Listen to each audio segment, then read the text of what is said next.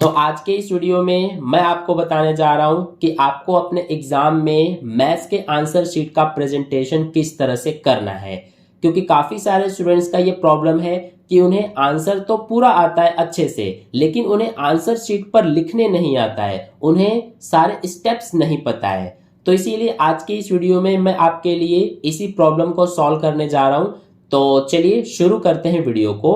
सबसे पहले देखिए, आपको एग्जाम में सबसे पहले तो एक शीट मिलता है जिसमें कुछ बेसिक डिटेल्स लिखी होती हैं, उनको आपको फिल करना होता है। जैसे कि आपको अपना नेम लिखना होता है, इसके अलावा रोल नंबर, इसके अलावा डेट और डे एग्जामिनेशन का। इसी तरह से कुछ बेसिक डिटेल्स लिखी होती हैं जिन्हें आपको फिल करना होता है अच्छे से।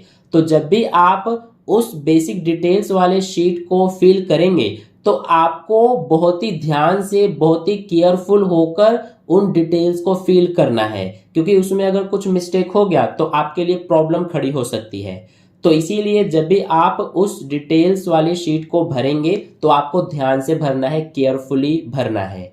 ठीक है। इसके बाद आपको इस तरह का शीट मिलता है जिसमें आप क्वेश्चंस के आंसर को करते हैं। तो आपको एग्जाम में सबसे पहले एक बॉल पेन लेकर जाना है ब्लू, इसके अलावा आपको एक ब्लैक पेन लेकर जाना है, इसके अलावा आपको पेंसिल लेकर जाना है, एक कंपास लेकर जाना है, इसके अलावा स्केल और डी लेकर जाना है। इसके अलावा कुछ और भी बेसिक स्टेशनरी की चीजें हैं जिन्हें आपको लेकर जाना है, क्योंकि अगर कोई फिगर बनाने के लिए आ गया तो आपको कंपास की जरूरत पड़ेगी, पेंसिल की जरूरत पड़ेगी, स्केल की जरूरत पड़ेगी। तो इसीलिए आपको जितने भी छोटे मोटे और बेसिक स्टेशनरी की चीजें हैं उन्हें लेकर जाना है, और जो मैंने अभी आपको बताया इन्हें भी साथ में लेकर जाना है एग्जाम में।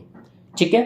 अब बात करते हैं कि जो आपको ये आंसर शीट मिलता है तो इसका प्रेजेंटेशन आपको किस तरह से करना है। इसी में काफी सारे स्टूडेंट्स को गलती होती है जिससे उनके आंसर पूरे अच्छे होते हैं, लेकिन फिर भी कुछ ऐसे स्टेप्स होते हैं जिन्हें वो फॉलो नहीं करते हैं तो उनके मार्क्स डिडक्ट हो जाते हैं।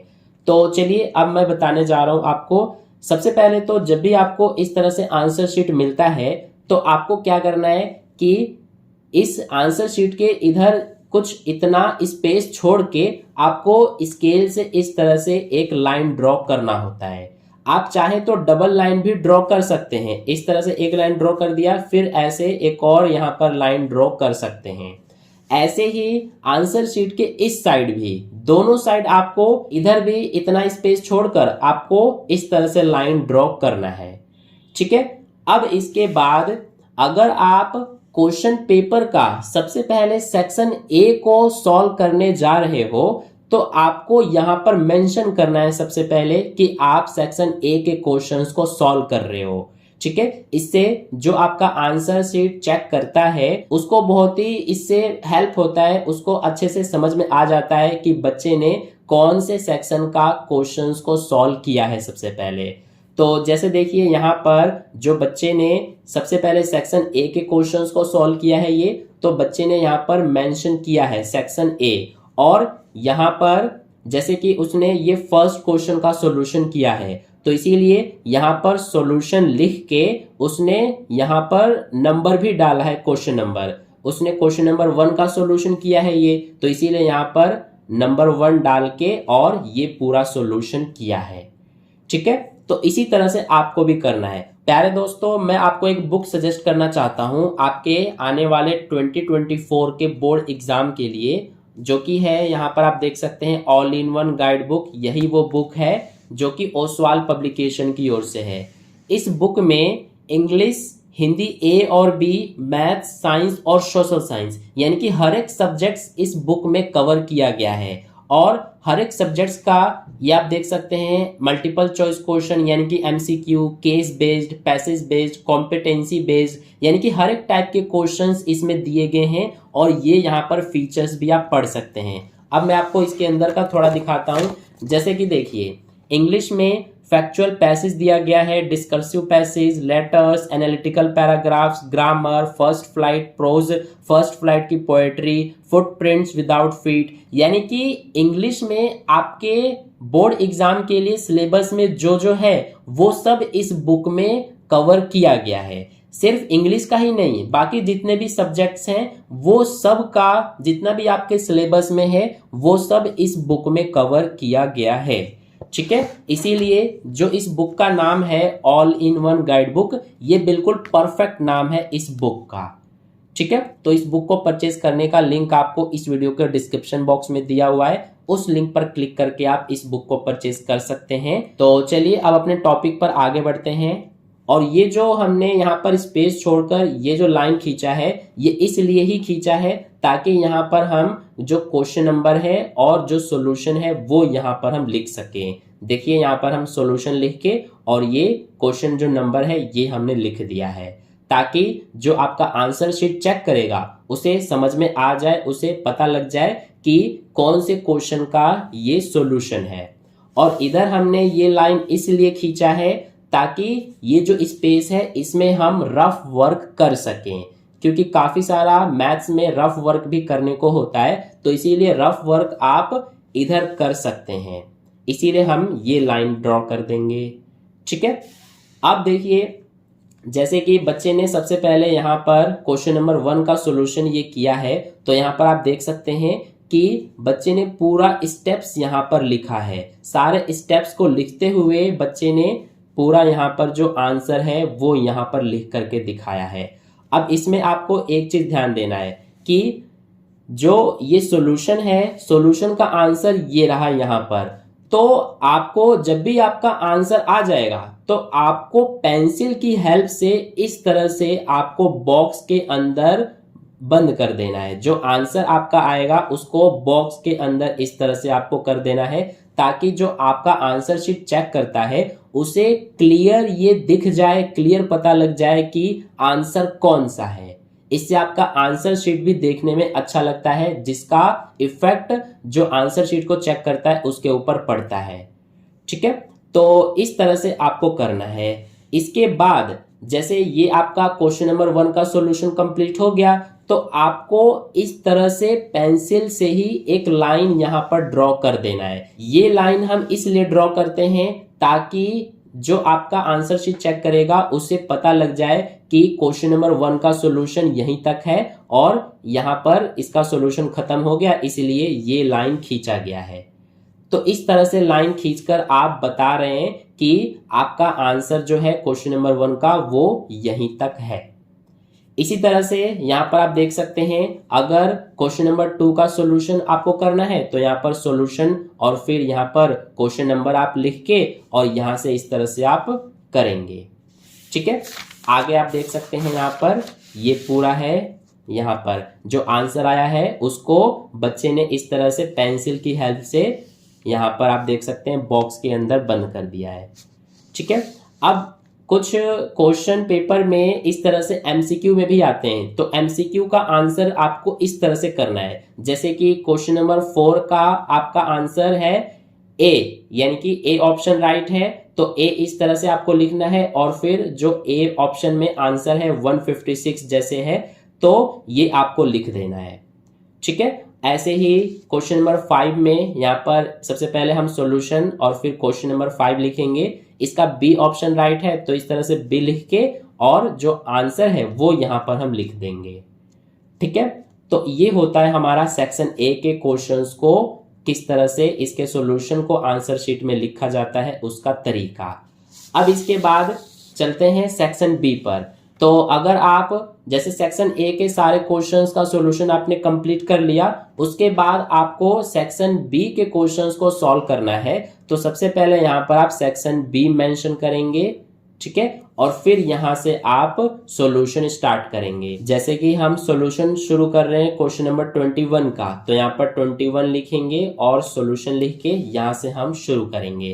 तो यहाँ पर आप देख सकते हैं कि बच्चे ने पूरे स्टेप्स को यहाँ पर दिखाया हुआ है। ठीक है, और इसके आगे का यहाँ पर आप देख सकते हैं कि जो प्रूफ करना था वो यहाँ पर प्रूव हो चुका है, तो इसको इस तरह से पेंसिल की हेल्प से बंद करके और यहाँ पर लिख देंगे हम हेंस प्रूव्ड। ठीक है, तो ये होता है हमारा सेक्शन बी यानी कि जो लॉन्ग क्वेश्चन के आंसर होते हैं उनको करने का तरीका। इसके बाद आपने सेक्शन बी के क्वेश्चंस को सॉल्व कर लिया। अब अगर आपको सेक्शन सी के क्वेश्चंस को सॉल्व करना है तो सबसे पहले आप मेंशन करेंगे सेक्शन सी, और उसके बाद किसी भी क्वेश्चन का सॉल्यूशन आप कर रहे हैं, जैसे कि आप क्वेश्चन नंबर 27 का सॉल्यूशन कर रहे हैं, तो सबसे पहले यहाँ पर आपको सॉल्यूशन लिख के क्वेश्चन नंबर लिखना है 27, और फिर इस तरह से आपको अपना सॉल्यूशन शुरू करना है।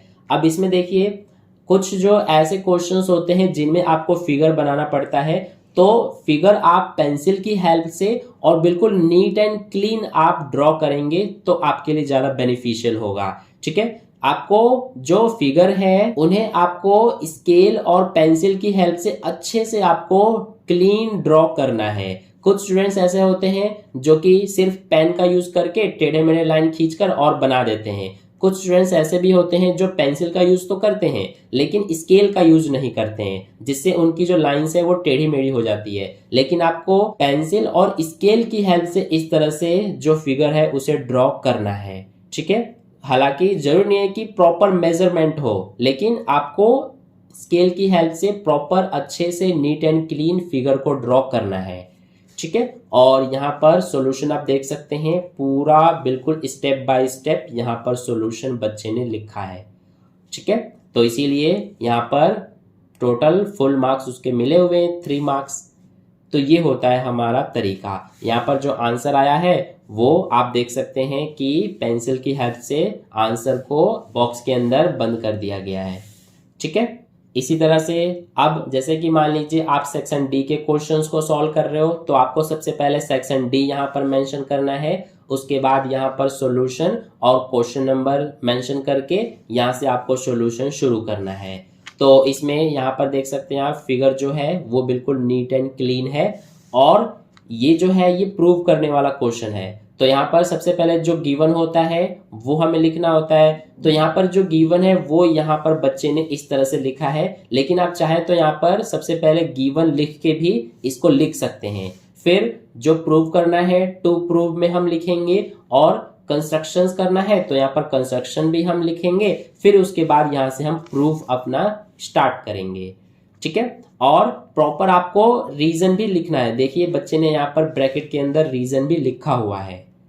तो इस तरह से आपको करना है। बाकी का इसका जो है वो यहाँ पर आप देख सकते हैं ये रहा, और लास्ट में जो प्रूव करना था वो यहाँ पर प्रूव हो चुका है। तो बच्चे ने इसको पेंसिल की हेल्प से इसको बॉक्स के अंदर बंद कर दिया है, और यहाँ पर हैंस प्रूव्ड लिख देंगे। तो ये होता है हमारा सेक्शन डी यानी कि जो लॉन्ग 5 मार्क्स वाले क्वेश्चंस होते हैं उनको करने का तरीका। इसके बाद अगला आपका सेक्शन ई भी होता है क्वेश्चन पेपर में। सेक्शन ई केस स्टडी वाला होता है, इसमें 3 क्वेश्चंस पूछे जाते हैं। तो जैसे देखिए क्वेश्चन नंबर 37 का सॉल्यूशन जो है वो यहाँ पर किया गया है। तो फर्स्ट क्वेश्चन जो है 37 में फर्स्ट पार्ट, उसका सॉल्यूशन यहाँ पर आप देख सकते हैं इस तरह से है। जो आंसर आया है उसको पेंसिल की हेल्प से यहाँ पर बॉक्स के अंदर बंद कर दिया गया है।